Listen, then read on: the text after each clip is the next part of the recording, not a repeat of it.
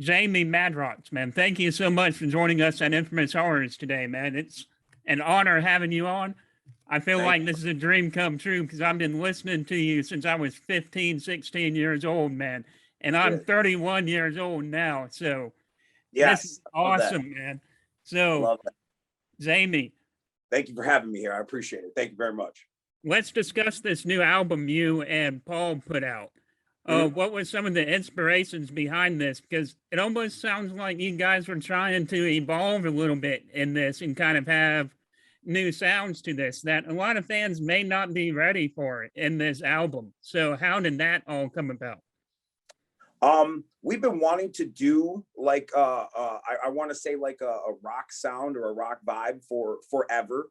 If you go all the way back to Most Tasteless, you'll hear songs like "How Does It Feel," and they got that, that dun, dun, dun, you know what I mean? It's like they Yeah. have the vibes. Freak Show was a big chance for us to get in the driver's seat, so to speak, and get to do some of the shit we wanted to do. So like you'll hear songs on there that are like we tried to do it, and then we talked about at one point doing Black Magic was gonna be a rock band, and it was like so many intentions to do something that we always obviously wanted to do, and I just think it's fresh that that we have that kind of listeners, that kind of family, that vibe that supports us in everything we want to do.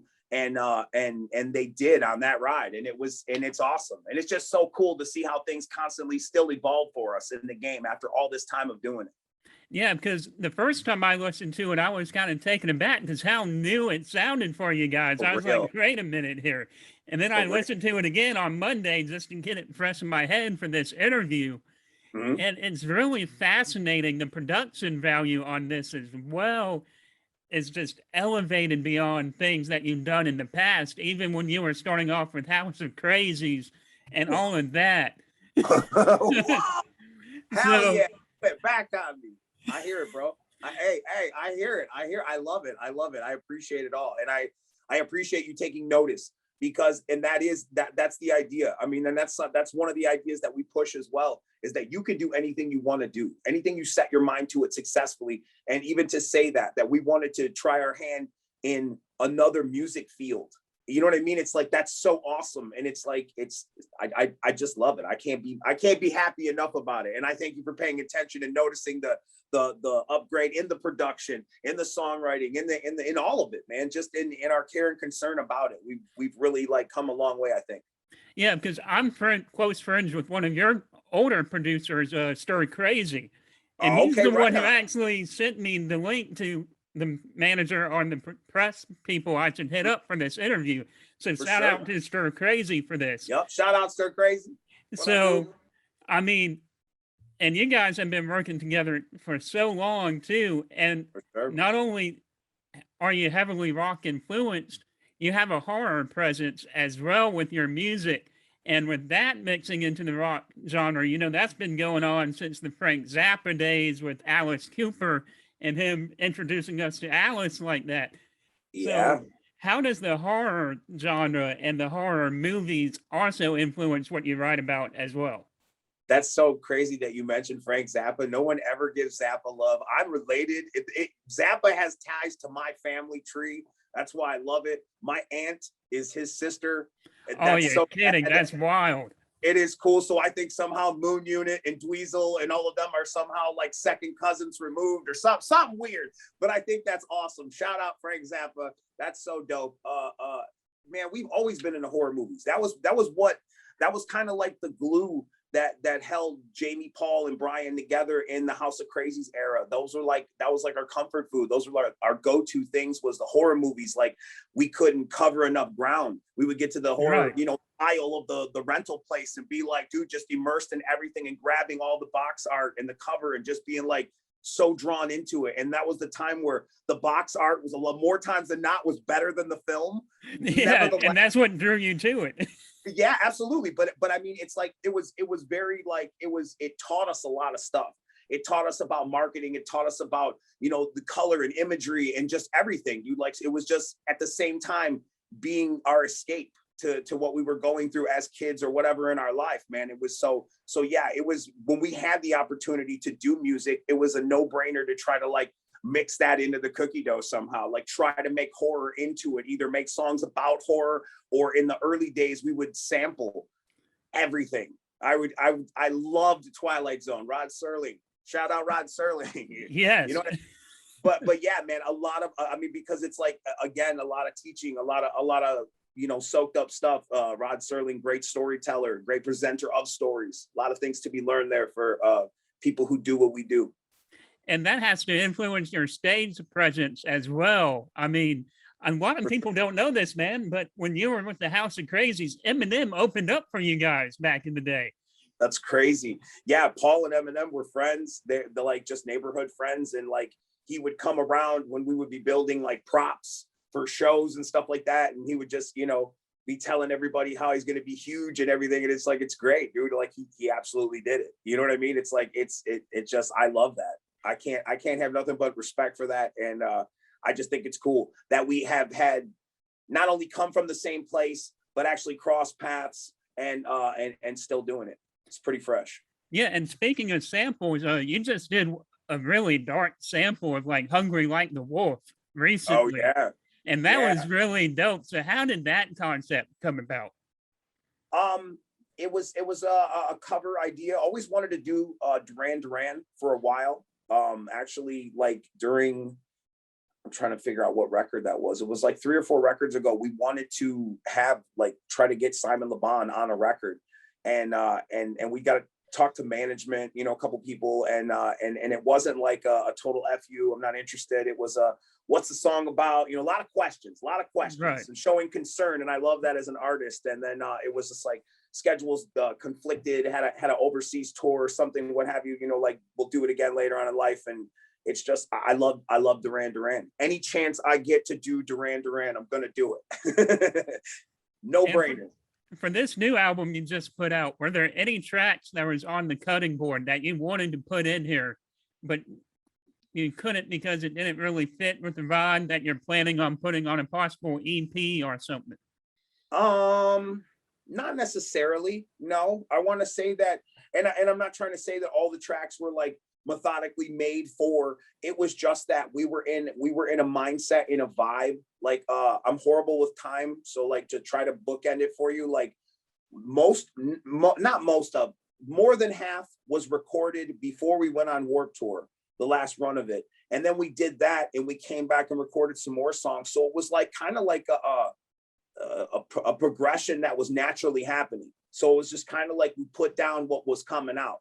So that's why I love it, because it really wasn't like, you have to have this and fill this box, and you have to have this and fill this box. That's why some of the songs are so completely different, at the same time cool when laid out the way that they are on the record, and you listen to it full top to tail. It has a vibe, it has a feel. It's like, it's a fun experience, and I love that it's still, that was, yeah, like it that almost was the only intention that I could say that after all said and done, that was really had.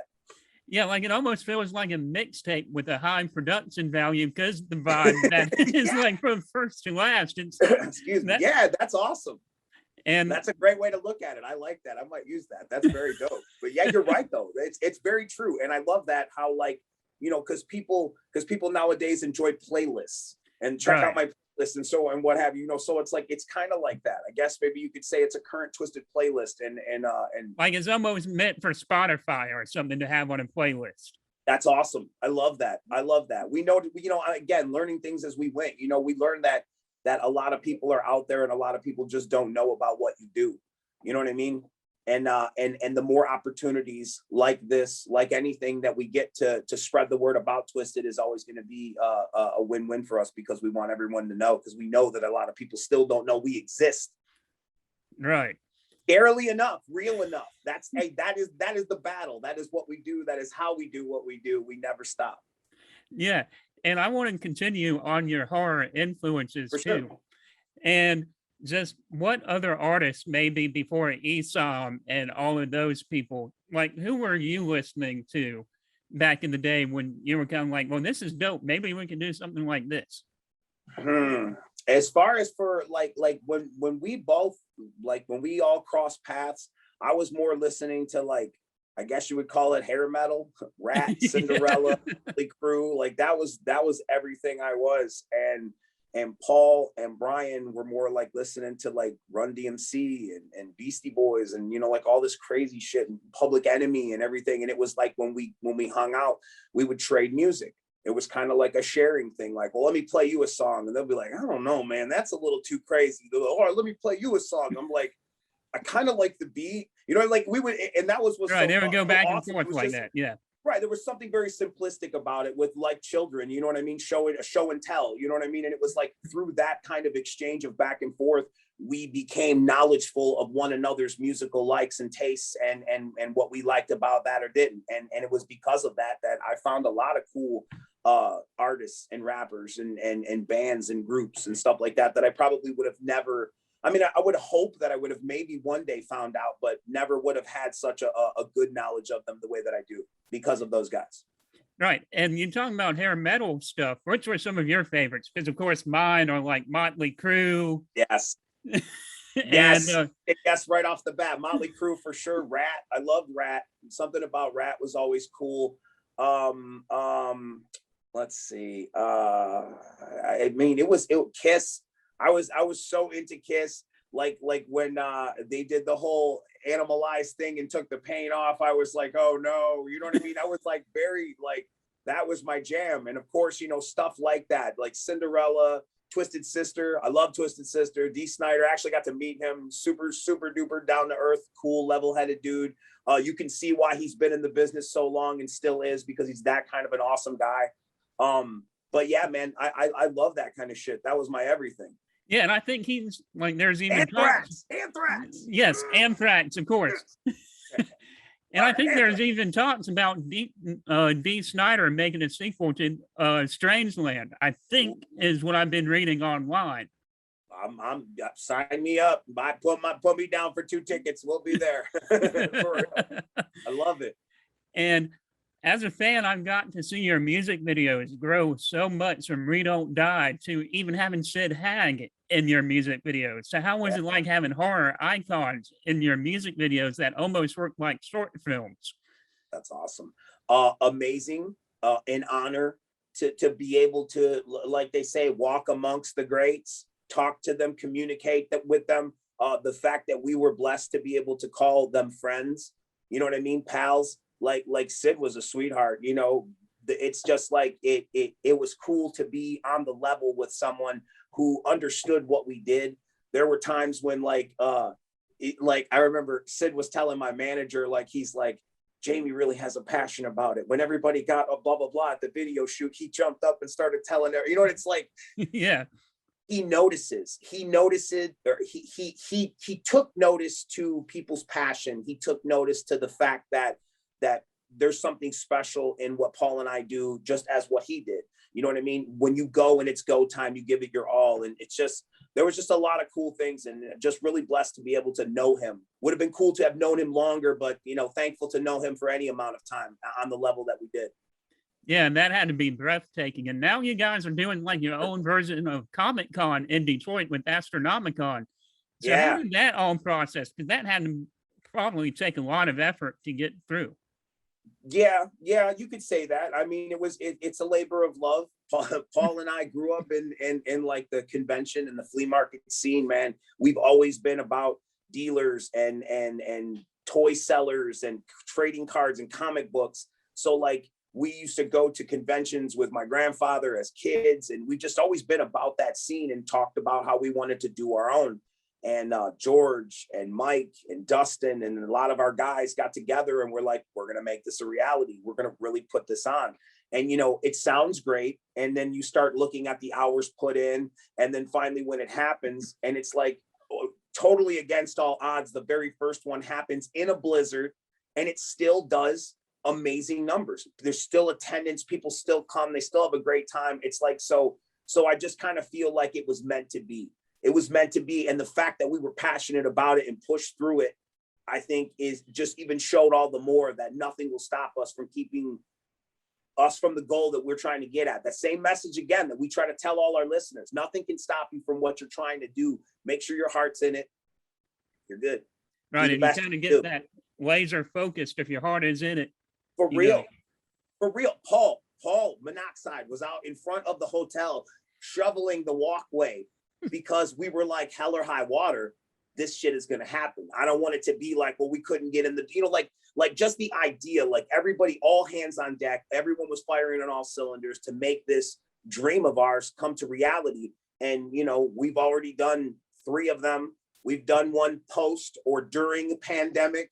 You know what I mean? So it's like even in the new world as we currently sit, we're still consciously and actively making our dreams reality with Astronomican and stuff like that. We just, with the one just recently happened. Yeah, and I see you guys got Ming Tsang from Comic Book Men on that. So as a huge comic book fan like yourself, that had to be huge getting him from Comic Book Men on Astronomicon. Absolutely. Dude, we love Ming. Ming is Mr. Astronomicon. That's the joke. Him and Dustin go back and forth for who will wear the Astronomicon title because they are both like, how shall I say it? Beautiful spokesmen for the brand. No one speaks more highly of Astronomicon aside from Jamie and Paul, Ming Chen, and Dustin, Big Vin Dustin. Like I'm dead serious. Like those people speak so highly of the brand that we dubbed them both Mr. Astronomicon. Like we love Ming. Can't say enough good things about dude. Dude is the bomb for real. Yeah, like I had a Facebook friend go to Astronomicon this past year, and you guys had like the Freak Show statue or whatever hanging out front. I'm like, oh, I'm so jealous you got to go because I'm in North Carolina. That's a bit of a drive to go all the way to Detroit, especially around that time of year. For sure. No, and that's totally understandable. Wanted to say though, like stuff like that, those are like original. Well, as much as the original as we can. We had to refurb some stuff because someone stole the head from the original one. So we had to buy it back. It was horribly damaged. We contract a guy to redo it nicer. So what you see there is a part of our history. It's something that meant so much to us because it was the first time we had stage props on a stage that we like tried to keep it as long as possible and in good condition, and then put it on display for people to take pictures in front of, and just again showcasing some of the legacy of Jamie and Paul. Really cool. And, you've done so much with your music career. You've even put out a few comic book issues. Yeah. Is there anything more you would like to tackle, even maybe like a short film or a feature film in the future? Possibly. We currently have the new arc of our comic book series, Haunted Highons, exclusively through Source Point Press. Is number 1 should be in stores. Hopefully by the time you're watching this or listening to this, go out and check it out and pick it up. The thing that I would want to do, like you said, that we haven't done is, and I've said this before, and we're trying, I would love to do an animated series based on the comic book. Like I love the comic book so much. It's like it was Paul's idea, and writer Dirk Manning, they got together, and it's like this whole entire new universe about Twiztid, loosely based on Twiztid, but that coexists like horses running on the side of Twiztid. It's just such a great fucking entertaining thing that I would love to see it animated in a Pixar fashion, some sort of a Netflix exclusive season series, whatever, what have you. Like that's where my mind and my heart would say I would want to answer your question. But I know Paul wants to do a movie. We're talking about doing more tennis shoes. I mean, it's like we love what we love, and we love that you guys love it too. Yeah, man. Jamie, once again, thank you so much for joining me today, man. It's been such an honor having you on. Thank you, sir. And I can't wait for more music from you guys. Thank you to Infamous Horror for having me. Thank you, brother. I appreciate your time. Thank you for having me. Thank you, everybody checking this out right now. Peace.